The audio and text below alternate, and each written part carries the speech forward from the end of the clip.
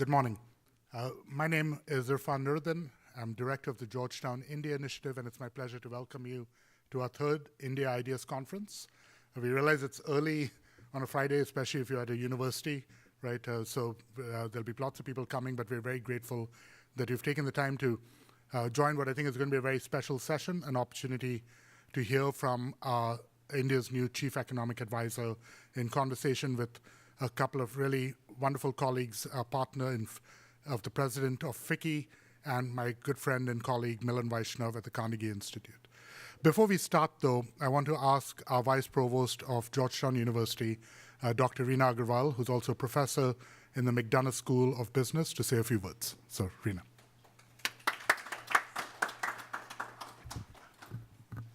Thank you, Irfan, and good morning. I am absolutely delighted to be here. And as you know, Georgetown is one of the world's leading academic and research institutions.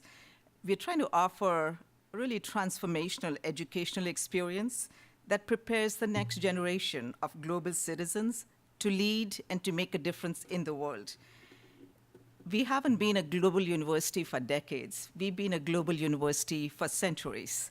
And for us at Georgetown, it really is important, everything that we do, to take a very global view about it. You can walk across this campus, and I'm just fascinated. You can hear so many different languages being spoken. Okay? So we have students from all over the world. We are especially committed to India. I mean, just imagine, here we are in Washington, D.C., a Jesuit and Catholic university, and we have a Hindu priest, right? Brahmachari ji has made such a huge difference to our community in terms of bringing the Indian students together. Not only students, faculty, the whole community together. We have a lot of courses offered in Hindi now, courses offered in Sanskrit. Our students are doing research all over India. Our faculty are addressing important issues that are related to India. And being in Washington, I think when Georgetown speaks, especially the policy circle, they listen. Okay? And so we can be quite influential in terms of especially the policy circles. We have former presidents, prime ministers, ambassadors on our faculty, and our students are just so fortunate to have that exposure. Okay? I'm also delighted that this event is in partnership with FICCI. So FICCI's partnership with Georgetown actually goes back a long, long time ago. It's been a little bit on and off, but we have partnered with FICCI on a whole host of events in the past, and our students have worked with FICCI. Our president, I forget what year it was spoke at the FICCI Higher Education Summit. So we would love to see our partnership with FICCI being strengthened. And India is just really, really important for Georgetown from an educational point of view, from an academic point of view, from what we do. Everyone recognizes that India is a huge, huge player already and will continue to be a big player in the future. The elections in India today are being watched all around the world, and certainly in the US. And there are a whole lot of faculty members at Georgetown who are experts on the political science and government sides of issues. And I'm sure they'll be all over. The press is going to be reaching out to them to comment in terms of what's going on in India. I have to really thank Professor Irfan Nuruddin for what he's done with the India Initiative in a very short period of time.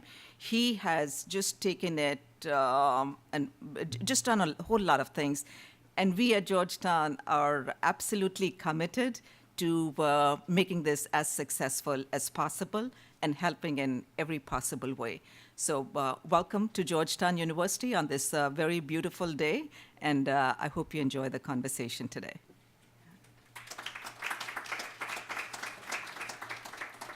Very good. Thank you so much, Reena. Your partnership and the support of the Provost's office means a great deal to all of us. We're going to get right into it. So over the course of the day, it's a pretty packed schedule. We're starting late, for which I apologize, but we're going to try and keep the trains moving on time. So let's jump right in. Our first panel takes advantage of the visit of the new Chief Economic Advisor of the Government of India to Washington, D.C. for the IMF World Bank meetings and other engagements, and I'm very grateful that he has taken the time this morning to come join us over here. I've asked Milan Vaishnav, who's Director of the South Asia Program at the Carnegie Endowment for International Peace, to moderate this conversation, and Milan will join our other two guests in a minute on the stage. If you don't know Milan's work already, I'd be surprised, but Milan, of course, is the author of a very important book on Indian elections. He now has a new podcast called Grand Tamasha that I encourage you to check out, especially right now at election season, and I'm sure you can hear more about that a little later this morning as well, when Milan moderates a second panel on the Indian elections itself. I'm going to ask Mr. Sandeep Somani, President of FICCI, to come up in a second to introduce our Chief Economic Advisor. Mr. Somani is a distinguished entrepreneur and business person from India. He's an engineer by trade, but has built an incredibly successful business in housewares and is really a pioneer in the Indian ceramics industry. It's a pleasure to have him here as well. As Reena said, our partnership with FICCI is very meaningful to us. We have now been partner to FICCI for 2 consecutive India-US Forum of Parliamentarians. We had the honor of hosting the FICCI Ladies Organization last summer on a delegation led by Pinky Reddy, and we look forward to many more engagements in the future. Mr. Somani.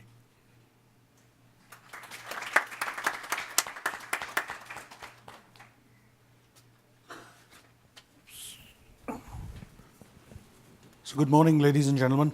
I think first off, let me assure Reena ji, as I told you before, we should be more on than off. So FICCI's offices, please treat them as your own establishment in India, and we'll be very happy to deepen our cooperation, which is long, but it's on and off. So FICCI is very thankful to Georgetown University and the Georgetown India Initiative to be at this 3rd annual India Ideas Conference.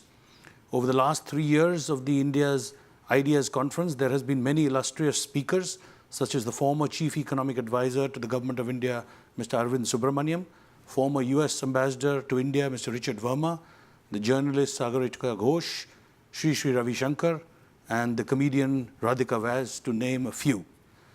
FICCI, which is India's largest trade and commerce body, is pleased to partner with and sponsor the conference this year, and even more happy to have our newly appointed Chief Economic Advisor to the Government of India, Dr. Krishnamoorthy Subramanian, whom I've had the pleasure of meeting now quite often over the last 2 or 3 weeks since we've had him over at FICCI here today. Dr. Subramanian will open the conference with his remarks and elaborate on India's growth trajectory in the next few years. Dr. Subramanian is a leading expert in banking, corporate governance, and economic policy. Before taking over as CEA, Dr. Subramanian was Associate Professor and Executive Director at the Indian School of Business in Hyderabad, and has served on expert committees on corporate governance for the Securities and Exchange Board of India, as well as on governance of banks for the Reserve Bank of India. In previous academic roles, he has also served on the finance faculty at the Goethe Business School at Emory University. Dr. Subramanian earned his MBA and PhD in financial economics at the University of Chicago Booth School of Business. We are glad that Dr. Subramanian has chosen the India Ideas Conference as his first interaction with an American audience. It's his first interaction also here since taking over as CA, and that Milan Vaishnav, Director and Senior Fellow, South Asia Program at Carnegie, will be moderating this session. Thank you.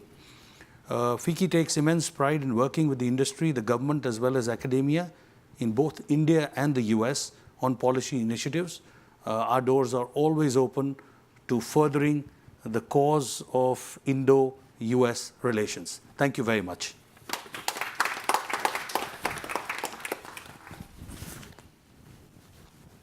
Thank you.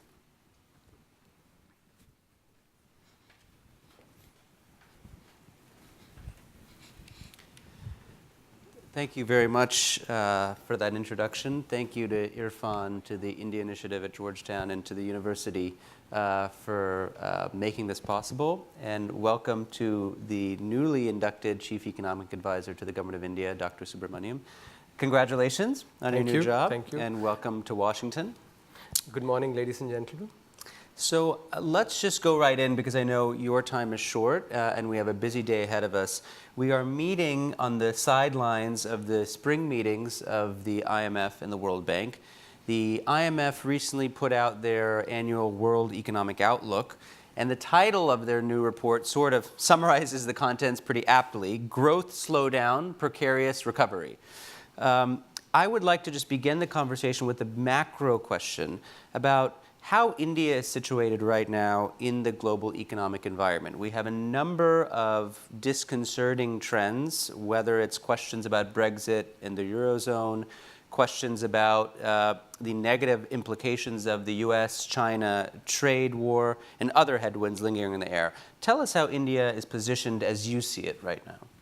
First of all, let me thank the organizers for having me here. I'm really happy to be here. So yeah, Milan, so let me, I think, just quickly talk about what has been the performance, and my interpretation of, of the way in which the Indian economy has done to try and sort of answer that question. As you would know, I think over the last 5 years, the average growth rate for GDP has been 7.5%. And a significant part of that growth has come from domestic consumption, which I think is quite pertinent in the context of what you are talking about, especially because given the sort of the linkage of the Indian economy with the world that had happened, I think the fact that a significant part of the growth has come from domestic consumption, which itself, if you think about it, sort of scratch the surface a little bit, that links to the really benign inflation environment that has been there. The average rate of inflation has been about between 4.5%. Contrast that with 10% plus double-digit inflation that was prevailing up until 2014. So a lot of purchasing power has been put in the hands of the the middle class and the bottom of the pyramid. So sort of we did a counterfactual estimation and said if those 10% plus rates of inflation had prevailed, a lot of essential commodities would have been about 30 to 35% costlier than what they actually are. And that's the purchasing power that I'm talking about, through the domestic class, which then sort of provides resilience, because this purchasing power has been created in the middle class and the bottom of the pyramid. I do sort of reckon that despite some of the the headwinds that will be coming from global growth, I think we should be able to continue clocking 7 and thereabouts, 7% thereabouts. Of course, I think if the global economy starts doing better and thereby our exports pick up, then you would actually expect that those tailwinds to then sort of start really pushing our growth further. But I think despite the headwinds, I am actually confident that we should be able to clock 7% thereabouts definitely over the next 5 years. So I want to shift a bit from the macro environment to what's happening within India's borders. One of the most critical domestic economic challenges, and you talked about this, written about this, is the twin balance sheet issue, right? So this combination of non-performing assets on the books of largely public sector banks and infrastructure and other companies which have highly indebted balance sheets. Together, these have acted in combination as a sort of vice on the Indian economy, which have kept investments low. Where do you think things stand today in terms of addressing or unpacking this sort of binding constraint? So, before I get to that question, let me talk about, because it's quite related, one of the key reforms that has happened over the last 5 years, which is the enactment of the Insolvency and Bankruptcy Code. If those who have been observing India over the last several decades, I think one of the things that generally has pained academics like us, is the fact that a lot of the businesses used to play a game, toss a coin, heads you win, tails the bank loses, right? And that used to happen because of the way in which there was basically, so we had capitalism without exit because the bankruptcy code was just not there. And one of the key, I think this is something that here, in the US, everybody agrees that you can't have capitalism without entry or exit, both functioning, simultaneously well. So the bankruptcy code, thereby, I think, is a key piece of reform, because what it has done, and just sort of to talk about some of the economic effects, and thereby then link it to your question, which is that so over the last last about 24 odd months since the passage of the bankruptcy code, about 3 trillion rupees, which translates into about $42 billion of assets that were stuck because they were non-performing. Those have been recovered through the through the bankruptcy code because of the IBC. Now these are large numbers, very large numbers that we're talking about. But more importantly, now this is actually what is an ex post phenomenon, that once the assets were already bad, things that have been recovered. But as economists, we actually think a lot more about the ex ante effects that it creates. The ex ante effect is the fact that because now a promoter or a shareholder actually worries about the fact that if he or she does not repay, there is the legitimate fear that the company could be taken to bankruptcy and thereby lose control. So there is a credible threat now that the promoter faces, and thereby what is it's creating is this behavioral change now. And when we talk to to sort of banks, what we find is that the recovery or the likelihood of the loan getting repaid, that has increased significantly.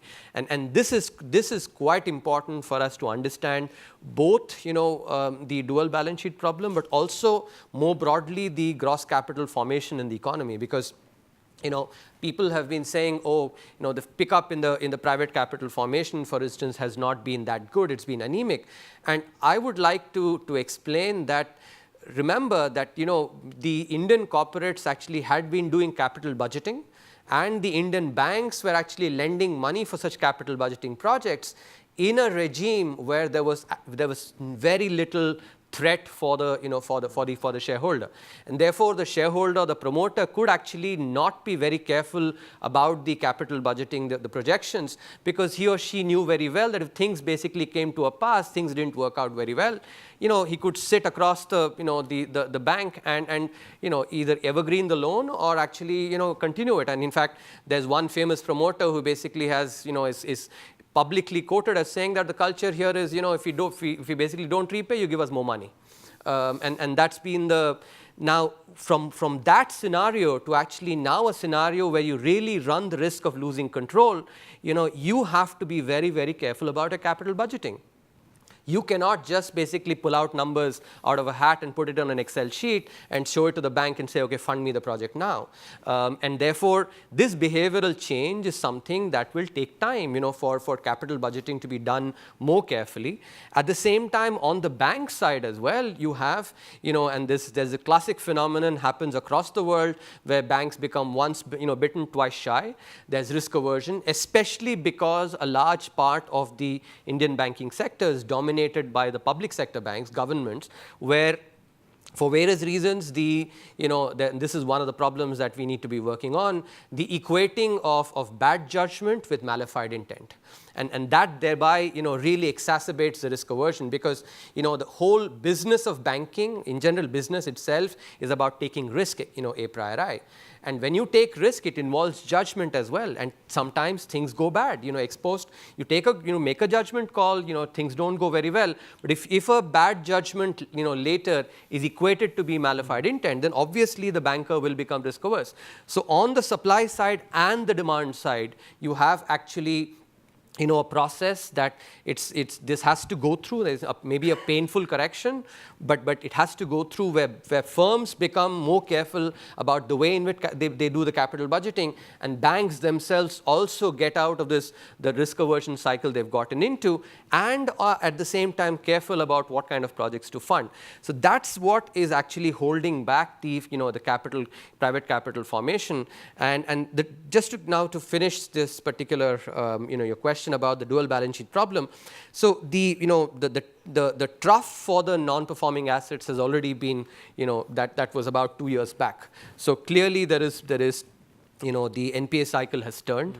Also, the bank credit, especially to large firms, those numbers have actually started growing now quite robustly. But the animal spirits will take some time for them to come back, because the animal spirits, and I hope this time actually, and we sort of let this process continue, so that the animal spirits do not come with irrational exuberance, but they come with actually where the projects are well evaluated and money is put in those projects which are really positive NPV. That is a process that will basically happen because of the bankruptcy code and the behavioral change that it is creating. We have to be patient, because behavioral change does not happen overnight. It takes time. Can I supplement with an additional piece of information? So the RBI did a study recently, and the average capacity utilization across industry has now reached 78%. Now at 78%, as many of you may know, in India to even start a brownfield expansion can take anywhere between 12 to 18 months for it to come on stream. So I think in the latter part of this year, and certainly next year, you will see an uptake in capital investment, because otherwise companies will start losing customers. And as far as what Dr. Subramanian said, I think from a business point of view, I think the single most important legislation the government has done in the last 5 years is, of course, the introduction of GST, which is a unified VAT system, and replaced 28 different laws of taxation. But I think the second most important thing is this insolvency and bankruptcy code. And I can tell you, from an entrepreneur point of view, the old concept of the wild, wild west has gone, finished. The government has realized close to $30 billion without even taking those companies to, the banks have realized nearly $30 billion without even taking the company to bankruptcy. Just the threat of bankruptcy has released close to $30 billion.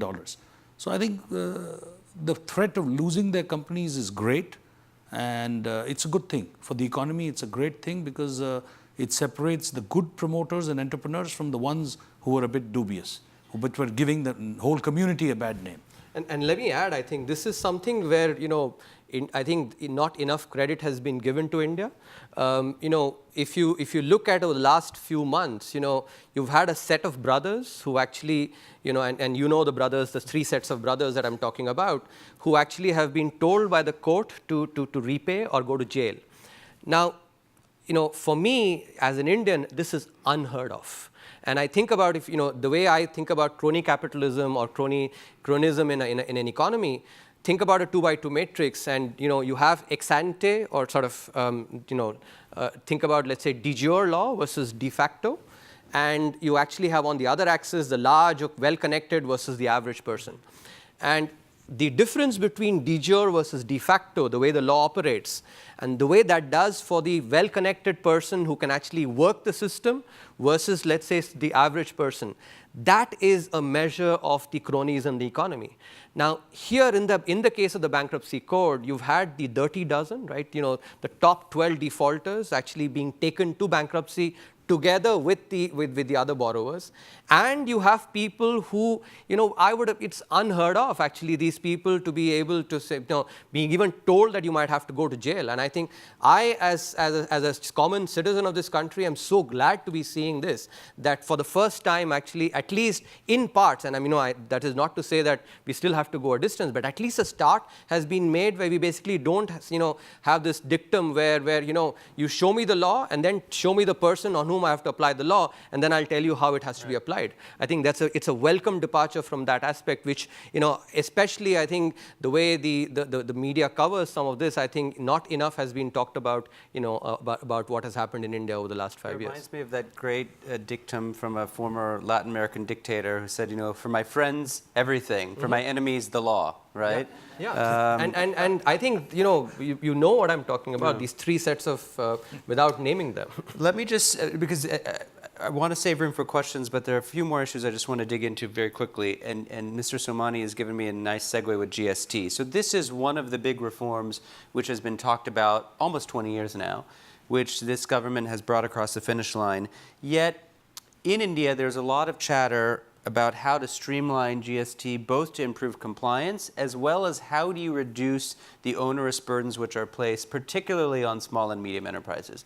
What do you see, irrespective of what happens in the next 6 weeks with the elections, what do you think is the roadmap for how we get to a GST that addresses both of these sets of issues? Okay, so before I come to that, let me preamble by, so my research has been, for instance, in law and economics and finance, right? I've looked at law changes across the world in many, many, cases across different laws.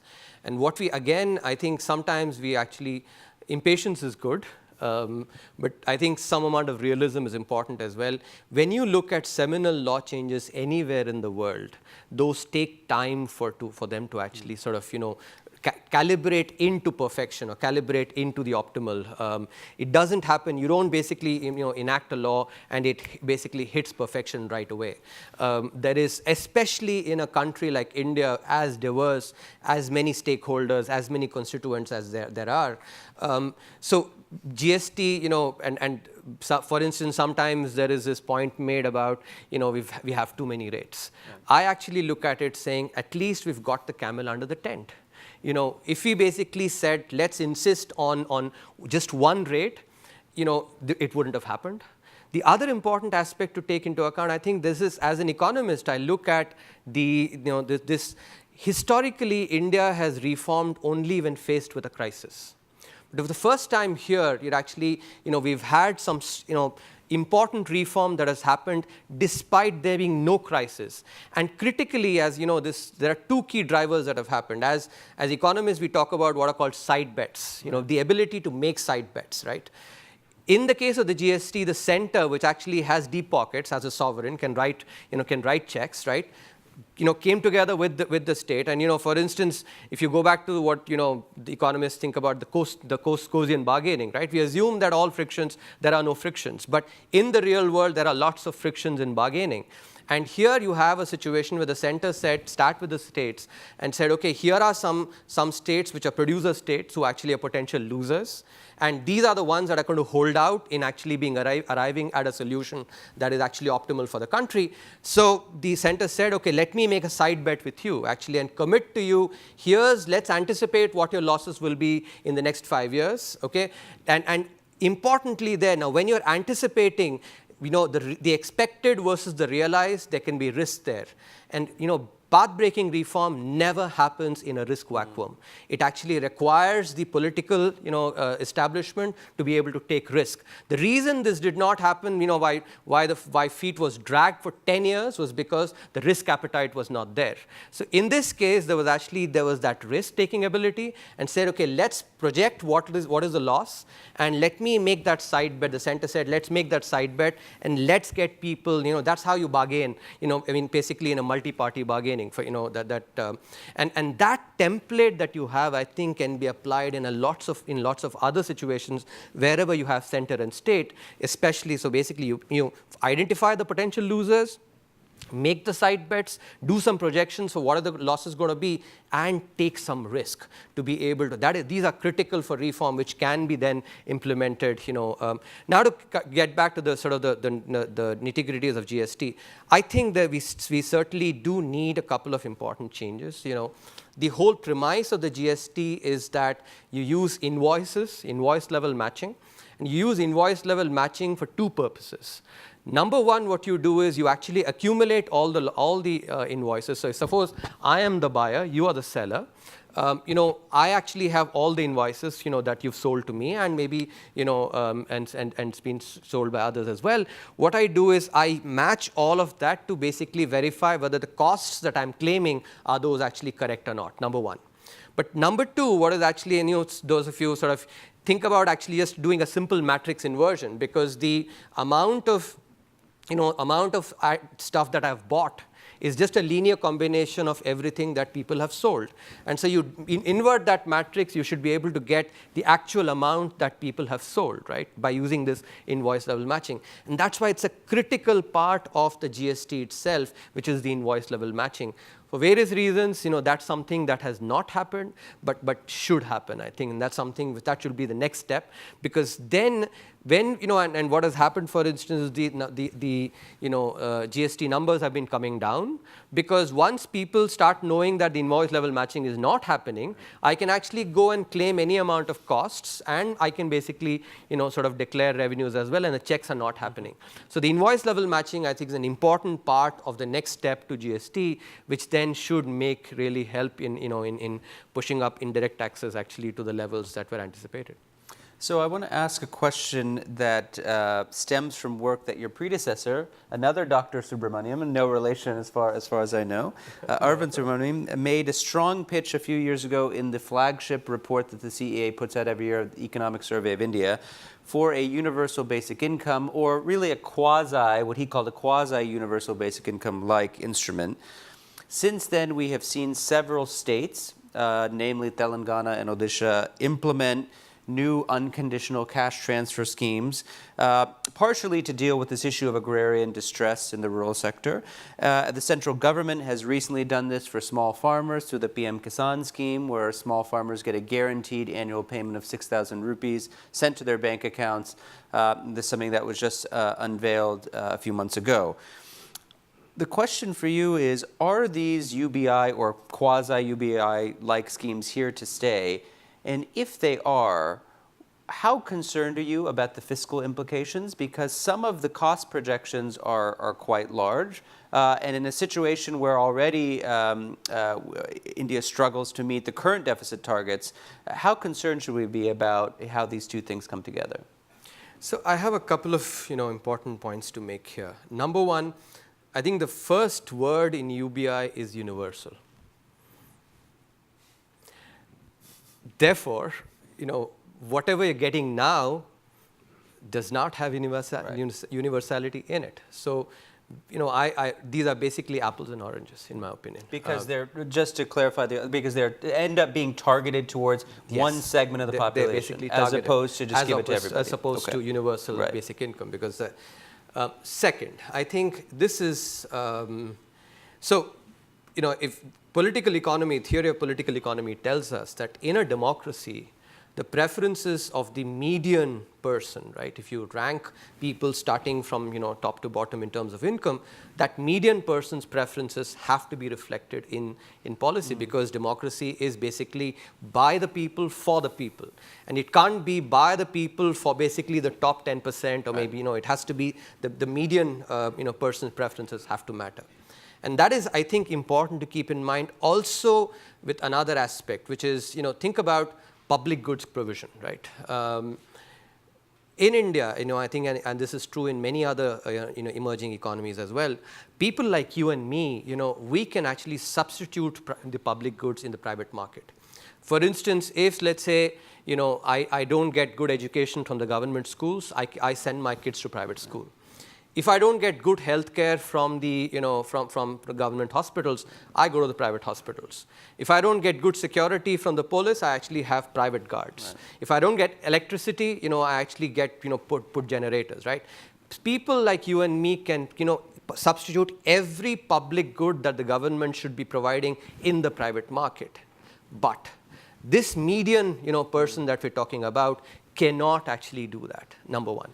Number two, this median person also suffers from the fact that because coverage of insurance actually is not that large, even temporary shocks actually have permanent debilitating effects. Which so the absence of public goods, or let's say the lack of adequate provision of public goods, which last 70 years I think something that we've not done well enough, combined with the absence of insurance, actually makes them quite vulnerable.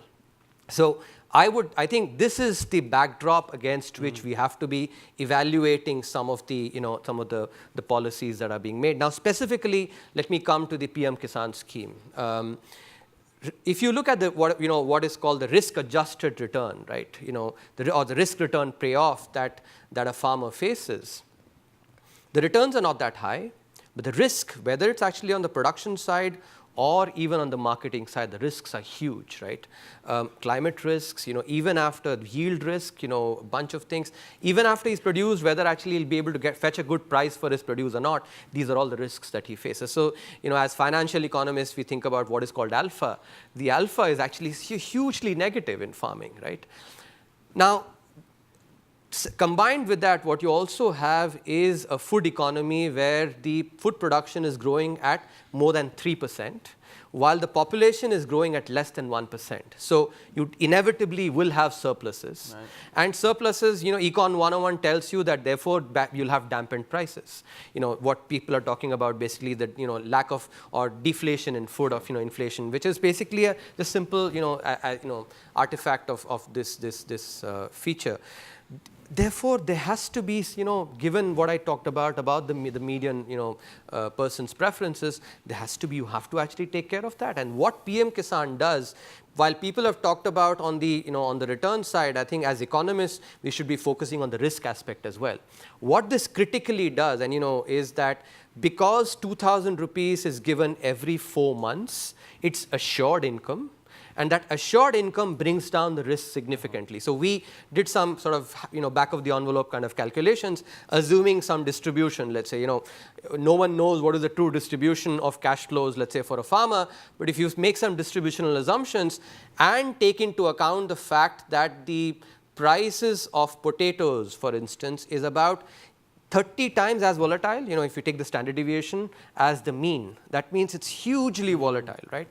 So this assured return every 4 months of 2,000 rupees really reduces the risk significantly. And if I say it differently, with a 1/3 probability, a person actually who's growing cereals, rice or wheat, can actually be earning less than 2,000 rupees with a 1 in 3 chance.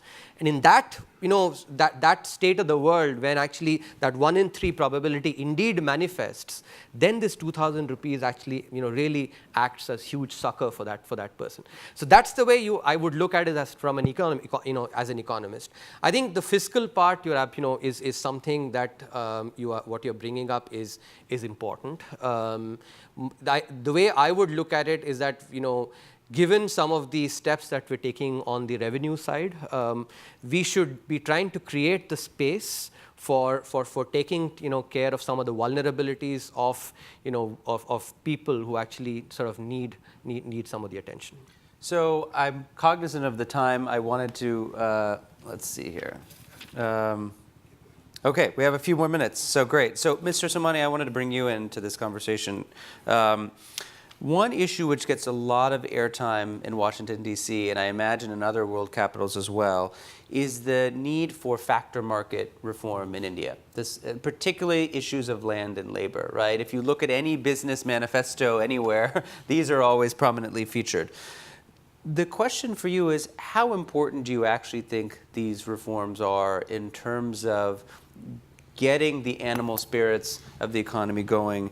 And are there things happening perhaps at the subnational level? We know these things are very difficult to do at the national level because of India's political economy. Are there things happening at, say, the state level that we should be paying attention to when it comes to easing the constraints on businesses acquiring land, hiring and firing workers, scaling up, so on?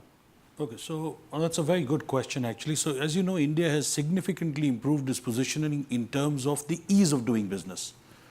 But what business is concerned about is the cost of doing business has not gone down. And if you look at it, there are 3 components to that: land, labor, and I think a very immediate component in terms of interest rates.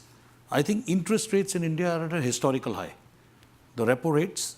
Fortunately, we have a new RBI governor who's very open to at least meeting the various constituents, getting inputs from them.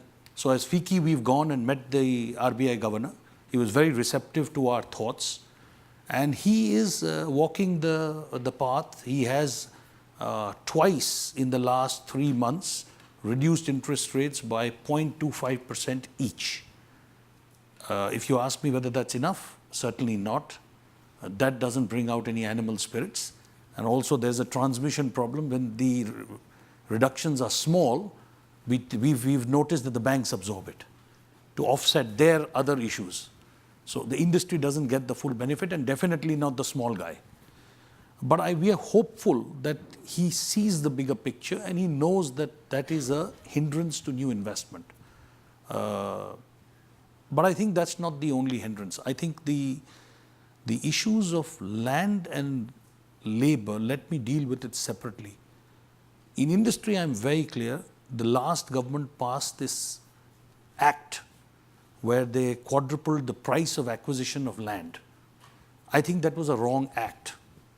It is an act which is negative and will act against industrialization of the country. The current government tried to find some loopholes and maneuver around it, but unfortunately they did not have the majority in the upper house of parliament, so it did not work out. However, having said that, I think if they come back with good numbers, they may make an attempt again in the future. In the meanwhile, the state governments have enough land which they have acquired previously. So if you ask me if industrialization has suffered in these last 5 years, it hasn't. And maybe they have enough land for another 4 to 5 years. So I think to that extent we are okay. But once the existing land bank runs out and they do not change the Land Act, I think we are in for trouble, because the cost of acquisition of land will just, one, the cost will go through the roof, and the second, it becomes extremely torturous to acquire large pieces of land in the first place. So that is a real concern. I think on labor, I think it's overharped. Particularly foreigners don't understand the possibilities of manipulating the system so that, and all legally, that you can manage. See, the days of strikes and all are over now. We don't lose much man days. India is poor in terms of labor productivity. So all the Indian politicians will tell you Indian labor is cheap. Yes, it's cheap, but it's very unproductive. So net, if you offset the productivity and the cost, I don't think they're that cheap, frankly. And large companies are now investing in artificial intelligence, robots, mechanization. So it's not the large companies which will drive the employment up. But there are a lot of mid-sized companies which still hire, small companies still hire. I think this government has done something which has not got any publicity at all, which is very important. So the government has said that we allow, this was originally done by the current government to encourage employment in certain sectors which are labor intensive, like textiles, footwear, leather, that kind of stuff. But they have now extended to across all industries. And what they've said is that you can employ labor on a contractual basis. That means if you now need to employ somebody for 2 years, you give a 2-year contract. After 2 years, that labor is no more with you. Now, as you know, many of you may know, labor is a concurrent subject. That means the center has responsibility for labor and each of the states can make their own laws. Many states which are progressive have already made their own laws and have passed this legislation. So you can appoint somebody for 6 months, you can appoint somebody for 1 year, 2 years, 3 years, it's your discretion. And therefore you can circumvent our very tight labor laws by bringing in this component. So we have just a few minutes for questions, and I'm sure we have many of them. So I'll just ask you to please, are there mics going around, Irfan? Is there a microphone? Yeah. So wait for the mic. Please identify yourself and make your question a true question and please make them short. I will have to cut you off if you go on for too long. Let's start right here with this young woman here in the second row.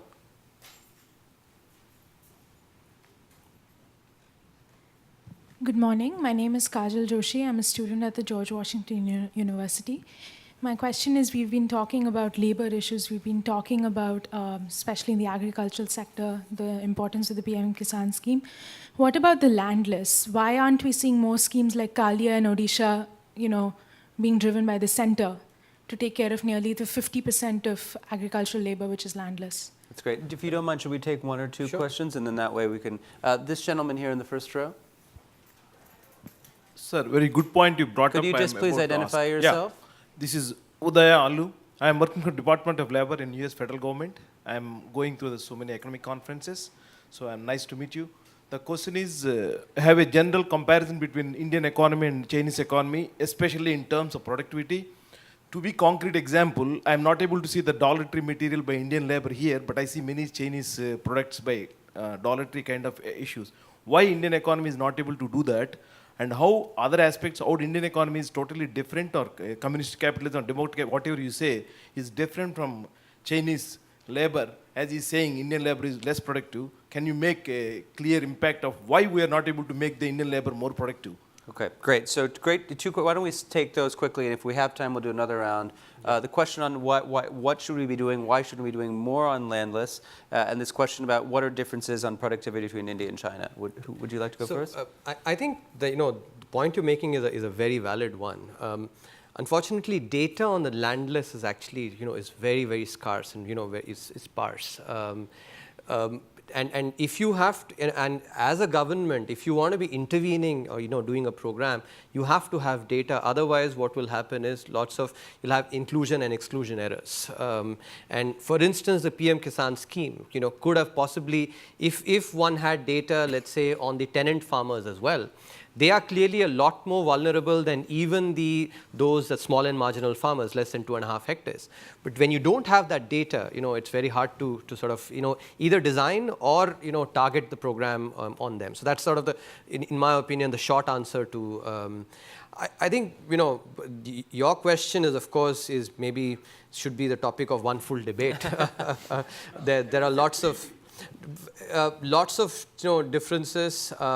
I would think, and I quite agree that the labor productivity is actually is low, which also goes back to skilling. I think overall our emphasis, somehow our skilling programs have actually not done as well, partly because skilling, especially for adults, and should be demand driven, should be market driven. Are we trying to learn from China or not? Of course, I don't think I have a special fascination for any country. Anything that works anywhere, actually, we should be learning from them. So if you look at countries like both China and Germany, right? Germany has a very good program for for basically the way people work, as apprentices, etc. So there are aspects that we can learn from there. Our skilling programs have so far been too much of push driven and have not been calibrated well for what the market really demands. So the productivity issue, in my opinion, is both a skilling and an education issue as well. But sir, excuse me, we've got to. So that's my broader. Do you want to weigh in on this question? No, I would just say that from the industry point of view, skilling is very important, and our schools don't give the real skills required by the people in terms of the education curriculum. So that, I think, is someday the government has to change the system to be able to skill them better while they are still in school. Secondly, we believe, and we have proposed to the government, that give a small flexibility to industry, let them fire or hire. We don't like the word hire and fire, the politicians don't accept it, but let them be given flexibility to remove 5% of the labor force, that's it. Yeah. We believe the productivity will go up significantly because there will be some fear. Today there's no fear. So under fear, the workers work better. Exactly as it's happening in the IBC. Exactly. Let's take a question from this gentleman here. I'll come to you. My name also is Dr. Subramanian. Oh my goodness. But it is Siva Subramanian, no relationship. But I am a good friend of Arvind Subramanian, with proper disclosure. I'm just focusing on two aspects of it, and one else you already addressed in terms of the landless and the question of the GDP, 7%. Even though it is, compared to here, it is significant. Is that something that is sufficient for over a period of time to be able to get the economy going to where it should be? And then the second is, are there any other programs that you're looking at, the medium income that you talked about, the middle income being the largest, in terms of it, what are that is being planned? Okay, that's great. And right here on the aisle, please. Hi, Dr. Subramanian. I'm Siddhi Doshi from Brookings Institution, and thanks for being here. My question is that economic statistics in India seem to be in somewhat of a crisis, and as a macroeconomics researcher, these inconsistencies really make me nervous and uncomfortable, and I was wondering if you had any solutions, insights on the same. Great, thank you. So one question on, is 7.5 or 7% good enough? And question on the sanctity or reliability of data. Okay, so let me take on the second question.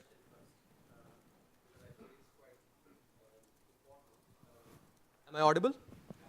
Okay. So first of all, let me, talk about this.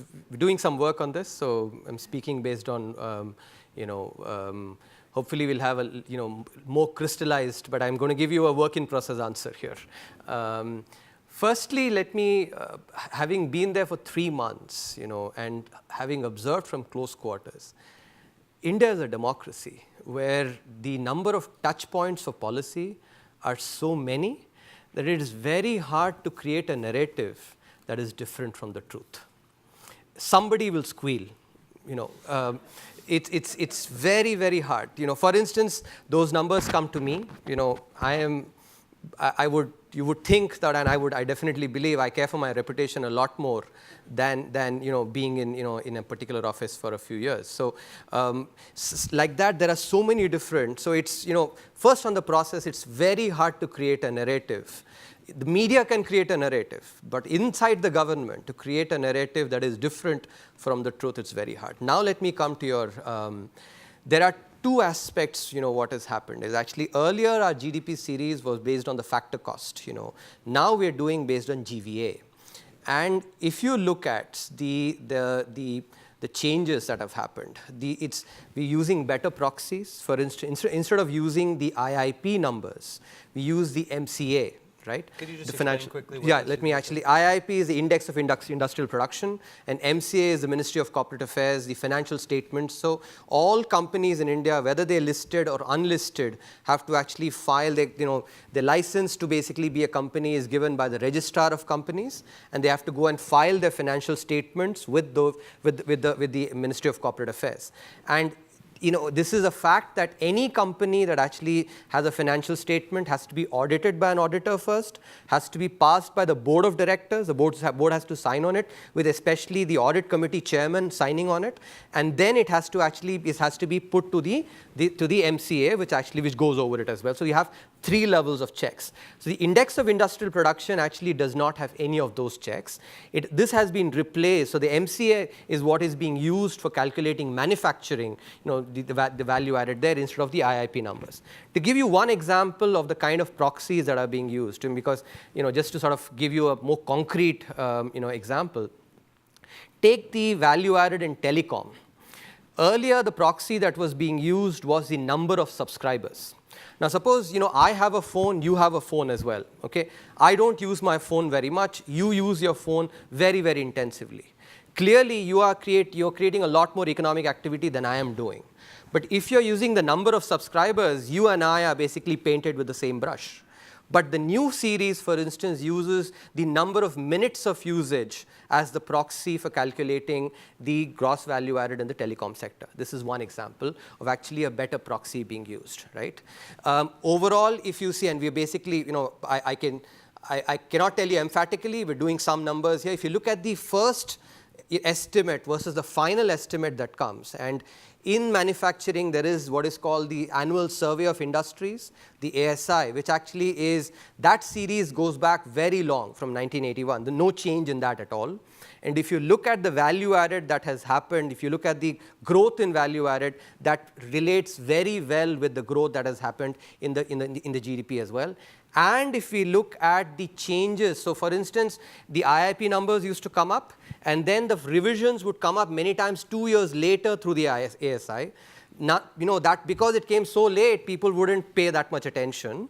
Now what happens is, you basically, the MCA numbers come up much sooner, and you can go and check the ASI. If you look at the differences between the first estimate and the final estimate from the ASI using the IIP numbers, and using the current MCA versus the ASI, you actually find the errors are lower.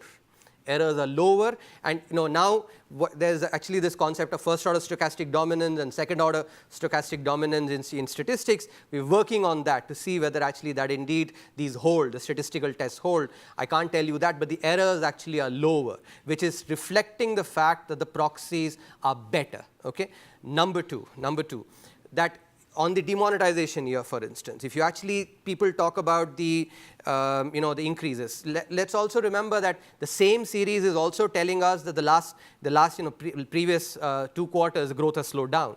So if it were actually a narrative that was developing, right, you could develop a narrative. We would do, why not? Even this one, let's say you're having really good growth. Why reveal that the second 2 quarters actually are not doing very well, right? Which goes back to my point of actually it's very hard in India to build a narrative different from the truth. The demonetization here, if you look at it, you take GDP growth as GVA, gross value added plus taxes. The biggest increase has been in taxes, and that we know very well that demonetization increased taxes. So the change in the in the GDP growth rates for the demonetization year, there's not been that much change in GVA, it's been changes in the taxes. So bottom line that I actually can tell you that all this talk about this numbers being either people basically do not understand the nitty-gritty, or there's something else to this narrative. And the last point on this jobs, which people are also people talk about the periodic labor force survey versus the employment and unemployment survey. Now there is this narrative that has developed which saying that the unemployment rate is at its historical highest. That again is actually either misinformation or actually something else, because the sampling methodology in the periodic labor force survey is very different from the employment unemployment survey. The employment unemployment survey, which is based on actual consumption or the wealth of the person. In contrast, the PLFS, the periodic labor force survey, the sampling is based on the level of education, because the reason this survey was created was to be able to measure formal sector jobs. So the way the sampling is done is you look at households who have at least one person who has cleared the 10th standard. Okay, so zero persons who've cleared 10th standard, 1, 2, etc. And the PLFS puts 75% weight on those households that have at least one member who has passed 10th grade. Now in the population, if you go and look at the census data, about 65% of households do not have even a single member that has actually cleared the 10th grade. Okay, so what you're doing is, and this is also a fact, it's actually known very well in labor economics, that if you're not educated at all, you will go and work as a daily wage laborer. You will, will be happy to work, do any work that you get. But if you've studied 10th standard, you would want a little bit better job, and therefore unemployment rates are always higher among people who actually have 10th plus, 10th or better versus others. What is happening in the PLFS, 25% weight is actually being put on those that have 10th grade plus, and 75% weight, sorry, the other way, 75% weight on the people who have 10th plus, and 25% weight on the other part. Now, you just do a simple weighted average. You have a much higher unemployment rate here because people are waiting to get jobs. You put 75% weight here and 25% weight there. Obviously, you'll get a higher number. But that is not reflecting the fundamentals. Nothing has changed in the economy. It is actually just a statistical methodology, the sampling methodology that is being reflected. And that is why I say actually either those who are saying that an unemployment rate has been at the historical highs are either misinformed or motivated. So very quickly, because we're out of time, if you just want to, 60 seconds, if you just want to quickly address this issue, are you satisfied with 7.5%? So, I think we should not be satisfied with 7.5. If we want to be a $10 trillion economy by 2032, which is a vision that we've laid out, we should be growing at 9.5%, 9.5 close to 10%. So we would have to get there, but we'll get there only if some of the the productivity that that was spoken about, the many of the other frictions that there are, we'll have to remove all many of those. I think 7.5 is good, clearly better than what the rest of the world is doing, but I think we have to be so that we don't miss this round, actually, we have to be growing at close to 9.5%. Where some of the structural reforms that have been done, I think, are important. They should be led to run their course. And I think it's important that the vested interests are basically kept at bay in these aspects. And we sort of put our head down and remove some of the frictions that are there in the economy. Otherwise, 9.5 is looks very good on paper. It's not that easy to achieve it either. So we're over time, and I think the next speaker is ready. So let me thank you, Dr. Subramanian, you, Mr. Somani, and hope all of you can join me in thanking our guests. Thank you.